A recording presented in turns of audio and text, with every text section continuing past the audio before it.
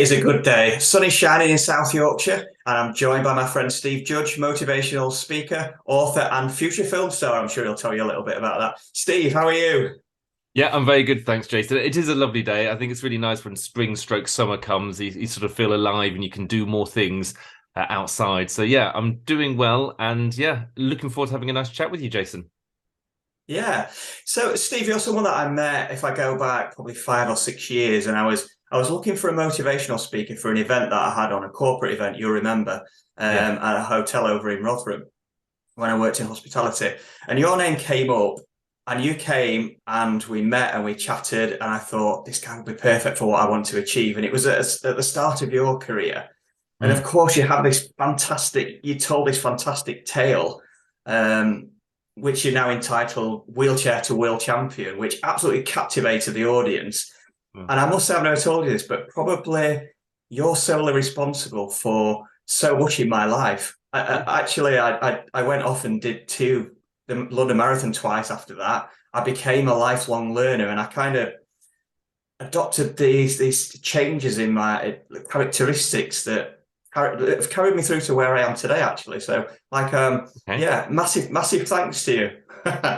Okay. No problem. And that's kind of why I do what I do. I want to help people to achieve the things that's important in their life. I've achieved so much in my life, which we'll talk about in a bit. And it's now come to a point where I want to pass that knowledge on, that experience, and help people to achieve the happiness and fulfillment. So if you are another one of those people, then that makes me really happy that I'm doing the right thing. And it was lovely to meet you then, and we stayed in contact, and it's lovely to catch up now. We'll just have a little chat before we press the record button. But it sounds like you're keeping fit and healthy now and still going for your goals, which is really good. Yeah, yeah. Absolutely am. Absolutely am. So I was really keen to get you on the show today.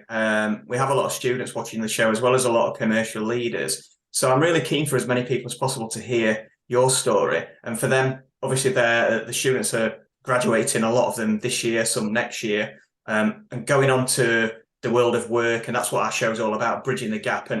So yeah, the floor is yours. If you could share your story, that would be amazing. Absolutely. I'll share my story and it'd be nice. I'll keep it quite short so that we can have time for a few questions afterwards and really connect why my story and my messages really connect with the students and everybody else who's listening. You know, your listeners. I think that's really important. But let me take you back to the beginning. I never know when to go, how far to go back. I'll go all the way back to when I was a kid. I used to love running. Running was my thing. Running through the woods with my dog. I loved scouting with the badges. Those badges were amazing. I always saw those badges as little goals that I was working towards and achieving, like setting a foundation that would come full circle later on in my life. I was an engineer. I worked down the coal pits of Yorkshire. I went to college, did my BTEC, HNC, qualified as an engineer, still working down the coal pits. But now I was constantly being given problems. That was my job to have problems and solve them, be ingenious to come up with solutions. So I was doing all of that. And yeah, life was good. I was engaged, I had a job, and I was fit and healthy. And then one Sunday afternoon, I was driving home from my friend's house. This is 2002, on the outskirts of Sheffield, and my car skidded on the water on the road, aquaplaned, and I lost control. And there's nothing I could do about it. You know, I was holding onto the steering wheel, dabbing the brake, nothing. And I saw a pole that I was going to be, hitting, just braced myself for impact, crashed into this pole. It bent the car in half.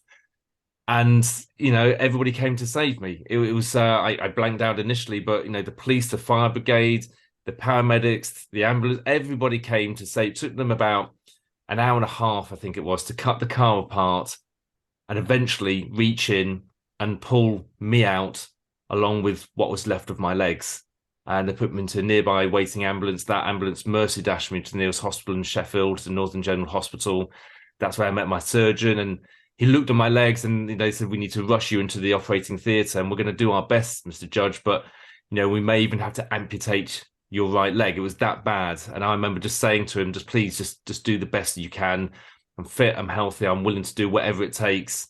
And he said, okay, Mr. Judge, we'll do that. We'll attempt to go and save your legs. But I later out found that they lied to me that day because it wasn't just my legs that they were trying to save.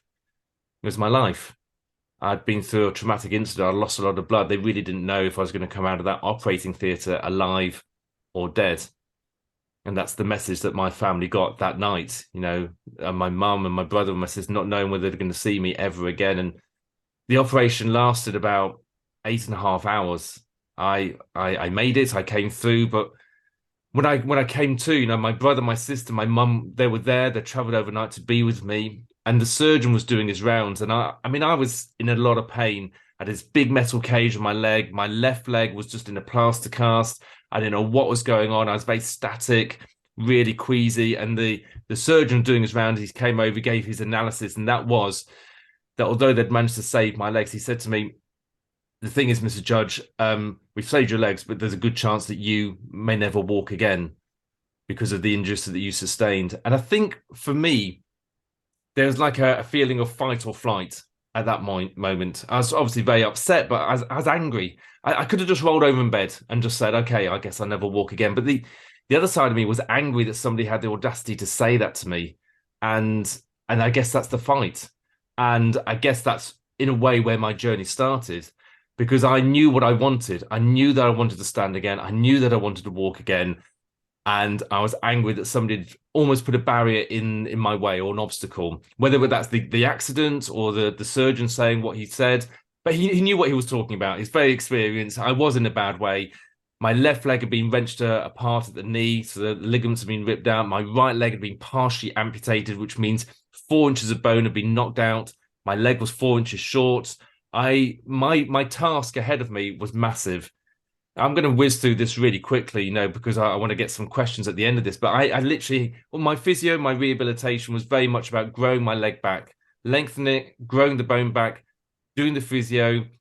I was always asking myself and the physios, what more can I do to help me in my recovery? And it was like physio on my legs, physio on my left, my right, even the upper body. And I said, great, okay, what more can I do? What more can I do? What more can I? I was always asking. I was always hungry. I love the quote, hungry tigers run faster. I was a hungry tiger. I knew what I wanted. I knew what I was passionate about, and I just needed to get there. And I'm also quite impatient. So that impatience drove me forward. And there's nothing wrong with impatience as long as it drives you to do something. Let's skip through this because it took about 2 years, 2 years of rehabilitation. At the end of that, I was able to stand again. I was able to walk again, but I was very different to what I was before the accident. I now had disability in both my legs, lack of feeling, lack of movement, a lot of pain in my right ankle. But that's where I was. That's the position I was in. And so I had to think about what I could do rather than what I couldn't do. And so, I couldn't run, but maybe I could swim. I did that. I'd got into cycling. I was looking for a new challenge. And people said to me, they always say, Steve, have you always been like this? And I always say, well, not really with work, I wouldn't say, but I always think about scouting, with the badges. So I love those badges. So yeah, in a way, I've always been driven towards achievement of something, some kind of success, no matter how small or big. So I was looking for a new challenge. I found this thing called a para triathlon, which is swimming, cycling, and running for disabled people. I registered as a disabled athlete, which was great. Great news. I'm disabled. This means I could compete. And they said, "Can you run?" And I said, "Not yet." But now I had a goal. My running had been stolen from me for 7.5 years, and to go out for the first time and look down at my legs and just go, "Wow, I'm running again." Just brought back so many memories, pleasurable memories of being independent. And the thing is, after the run, I had so much pain, and so I couldn't run. So then I had to think about what I could do. And so I swam, and then after that, I'd cycle. And that was my kind of training montage to me up to the first para triathlon, which happened to be locally here to Sheffield, Rother Valley. And just walking, doing the competition, meeting the other para triathletes from around the UK was incredible. But doing the race itself, the swim, the bike, the run, crossing the finish line was amazing. It felt such a relief for me from all the rehabilitation that I've been through, from all the training that I'd done, just to cross the finish line, to do a triathlon was one thing. But also at that time, one of the officials came over to me and told me that because I'd won, it was the British Championships, I could now represent Great Britain if I wanted. And I said, hell yeah, I would love to. And this is very much about opportunities. They're around us all the time. You've got to see them, hear them, smell them, and do something about it. And that's what I was prepared to do. Grab hold of them with both hands. And now New part of the story. I'm now representing Great Britain, British Championships, setting my goals again for the European Championships, the World Championships. I'm competing as much as I can. This is not easy for me. I'm working full time in as a health and safety inspector in construction industry. I've got a family with 2 kids. I'm now competing as an elite athlete in swimming, cycling, and running. So 24 hours in the day, I'm using them to the best of my ability, doing as much as I can. I get all the way over to China, Beijing, meeting para triathletes from around the world this time, competing in the swim, the bike, the run, crossing the finish line. And I've got it here, crossing the finish line to grab the gold medal. So got my gold, crossed the finish line, absolutely amazing achievement and an amazing accolade. Now, going through being an international competitor, para triathlete, I did eventually retire. So I retired in 2014. I'd won the World Championships a couple of times. And again, people said to me, Steve, what are you going to do now? What's next? What's your goal next? And I said, do you know what? I've achieved so much and I clearly know how to achieve. What I want to do is I want to help people. I want to help people to achieve the thing that's really important to them. And when I say that, it could be anything. It could be sport. It could be academics, environment, finding love, buying a new car, making money. And if it is making money, then what's the money for? But it's all of those things. That thing that gets you really excited, that thing that gets you passionate, that thing that will get you out of bed at 5:30 in the morning. What is that thing? And I've realized that thing is your gold. So gold is an acronym for me for your goal, your opportunity, your love, your dream. What is that thing that really gets you excited? So this is what I want to do. One of the first things I did was go back to scouting. So I'm now a Cub Scout leader. I'm also the president of Derbyshire Scouts. So I have that opportunity to really inspire the new generation. But what more? So I'm now a global speaker, speaking on the stage to hundreds, thousands of people, not just to the UK, but globally. And this could be schools, colleges, universities, but also businesses, corporations, annual award events, things like that. But again, speaking is great and I'm reaching out to loads of people, but what more can I do? So the constant question all the time, what about a book? So I wrote a book. That was a great autobiography, but I want to write a book that will actually help people. So a business book. So I've written a business book now. So it's 2 books. And then you say, is there anything else I can do? A workshop, an online workshop.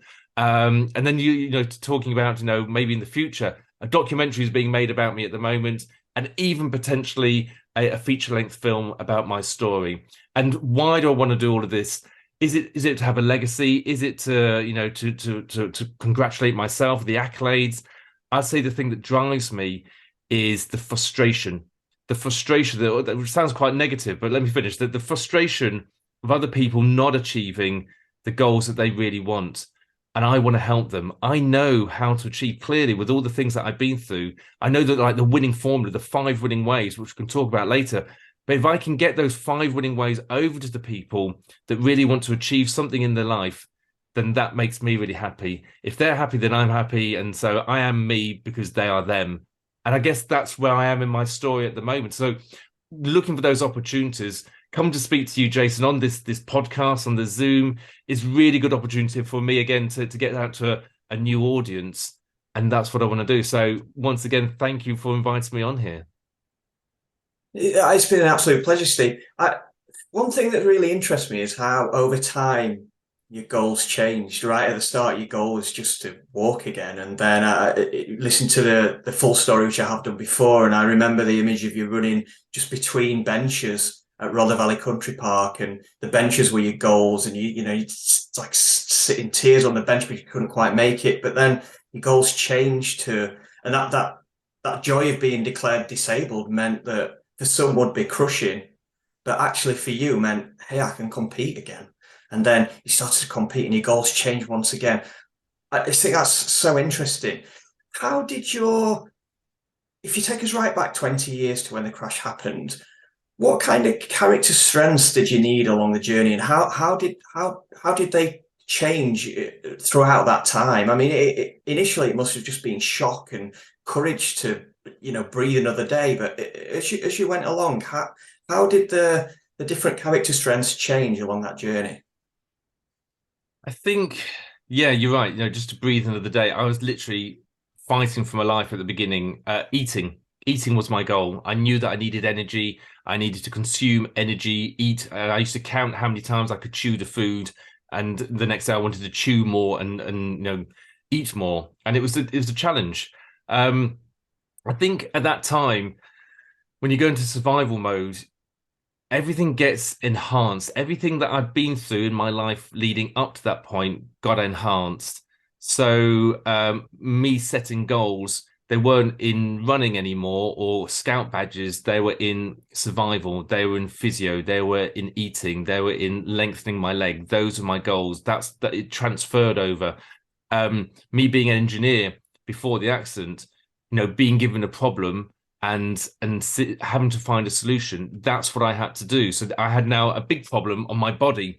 So what did I have to do to solve it? And I didn't have all the answers. And so what I had to do is consider the people around me. I call them your golden gang. And my golden gang at that point was getting bigger and bigger. First of all, it's your family and friends when in the hospital, then the nurse, the doctor, the surgeon, the physio, the pain clinic. All of these people helped me on my journey, and I needed all of those people. But the valuable person, the most important person with all the people in my golden gang, and whether that's rehabilitation, whether we're talking about being an elite athlete, again, I had a golden gang with all the coaches and nutritionists and tools and everything. And now my business, I have a business coach, I have a website person, an accountant, have a PA, all of these people, they're still in my golden gang. But the number one person in all of those scenarios is me, because I was the one that had to pull it all together. I was the one that had to actually do it. Action. The fundamental key to success is action. It's all right talking about it and reading about it and listening about it, listening to these podcasts or watching the videos.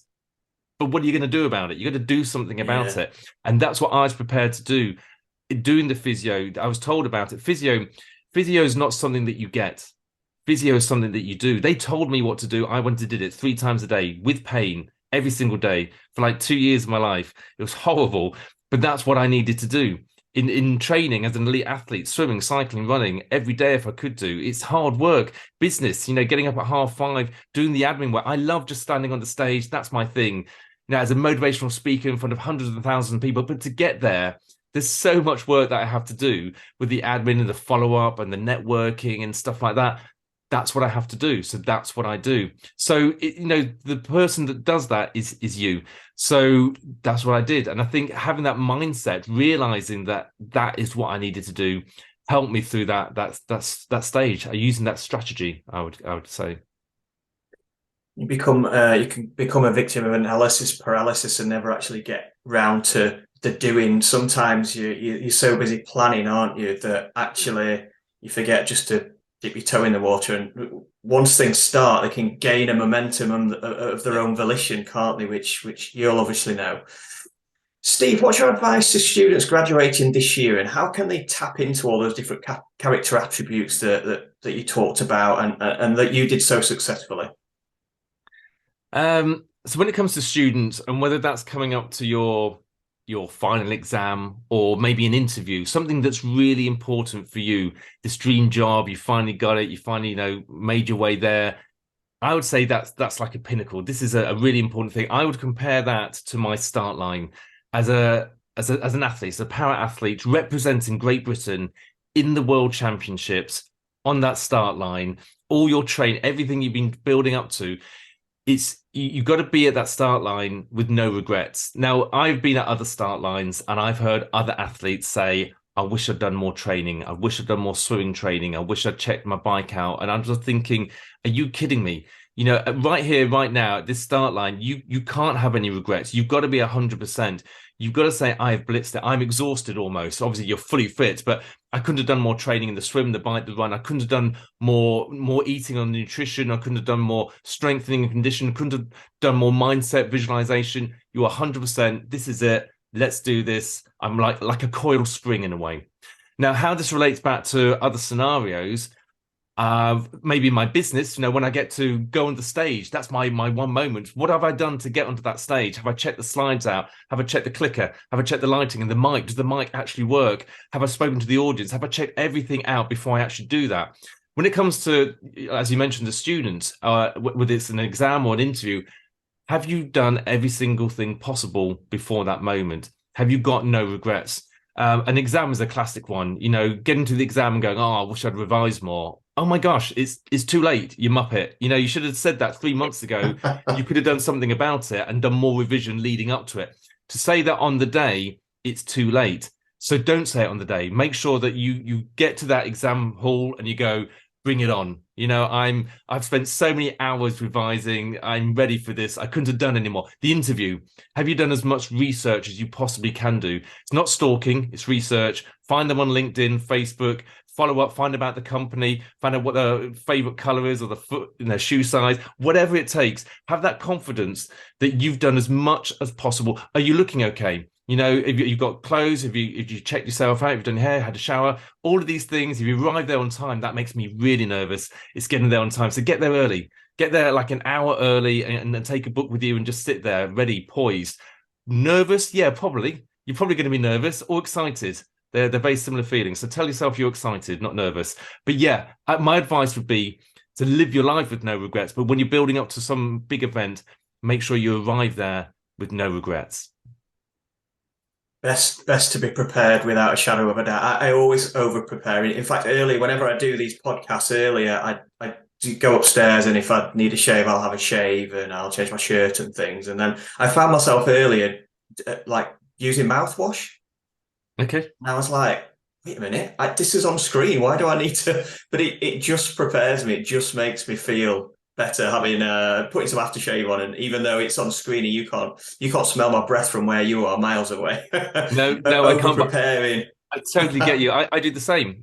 Cleaning my teeth makes me feel fresh and like I'm ready to perform, to Yeah. go and do something like I would on the stage. Let's do it on the Zoom.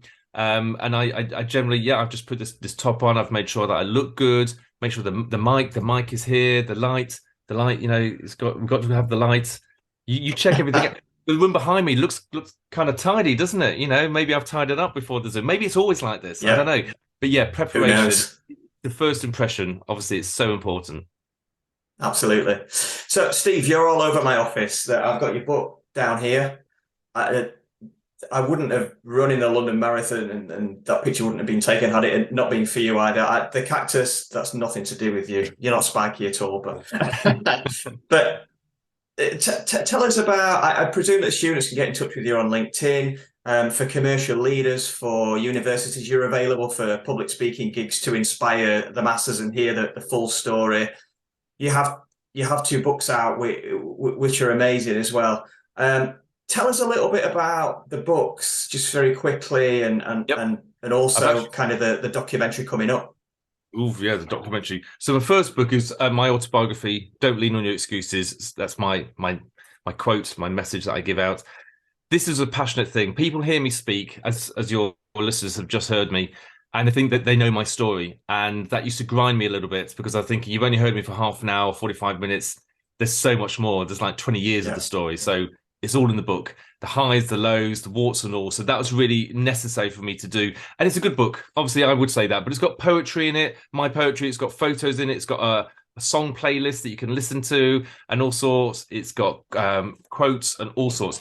But I really wanted to do a book that would actually help people. Like I said before, I want to what can I do to help people? So there comes my second book, which is the book Gold. So your goal, your opportunity, your love, your dream, the 5 winning ways. And there's just 5 things that you need to do. So going through this book, you'll learn what those 5 winning ways are, but there's an exercise to do at the end of each chapter. So you get to do it. So by the end of the book, you'll know what your goal is, but also how you're going to achieve it. Very briefly, the 5 winning ways are your golden vision. What do you want? What do you want? Know what that is. Your golden soul. Why do you want it? Dig down deep, because when the going gets tough, that's when you need to get going. The golden gear is the third one. What more can you do? What more can you do? What more can you do to achieve the thing that you want? The fourth one is your golden gang. Like I've mentioned, who's around you? Who's going to help you? And who do you want in the future? And the last one is your golden hour. When? Put a deadline on it.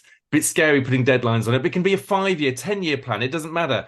Put it out there, but then bring it back in. 4-year, 3-year, 2-year. What are you going to do by the end of this year? The end of 3 months, 1 month, 1 week, today, this hour?